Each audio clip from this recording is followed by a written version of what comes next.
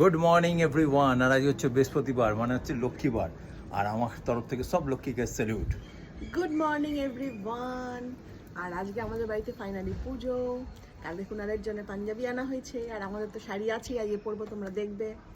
আর একটা কথা বলি, কালকে একটা কমেন্ট পেলাম, কমেন্টটা পেয়ে না কি অদ্ভুত লাগলো। একজন লিখেছে, এই অদ্ভুত বাবা, লাগলে আমার খুব রাগ হয়েছে, তোমাদেরও রাগ হবে বল। বলছে এই বাবা, এতগুলো কুকুর বাড়িতে কেন রেখেছো?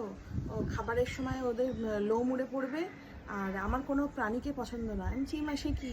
আপনিও তো প্রাণী, যার প্রাণ আছে তাকেই তো প্রাণী বলা হয়, সেক্ষেত্রে তো আমরা সবাই প্রাণী। আর আপনার মাথায় চুলে, সে চুলে তো খাবারে পড়ে, তাহলে ওদের লোম নিয়ে প্রবলেমটা কোথায়? তা বলে কি আমরা রাখবো না? আর তাছাড়া আমার মা চিকেন খায় না, কিন্তু আমার মা আমাকে চিকেন বানিয়ে দেয়, আমাদের চিকেন বানিয়ে দেয়। আবার মা যে জিনিসটা খায় অনেক সময় আমরা সেটা খাই না, কিন্তু কখনো তো আমরা একে অপরকে বলি না যে না তুমি এটা খাবে না, আমি পছন্দ করি না।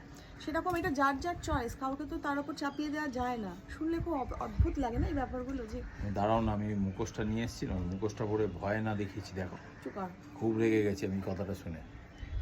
আর সবাইকে জানাই হচ্ছে হ্যাপি হোলি, মানে হোলি তো অ্যাডভান্স কালকে, হ্যাঁ। অ্যাডভান্স জানিয়ে দিচ্ছি।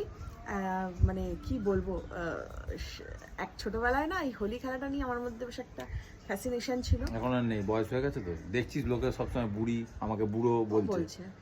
Age is just a number. তো সবসময় নিজের মনকে কম বয়স রাখো, অল্প বয়স রাখো, তাহলেই হবে। দিল তো বাচ্চা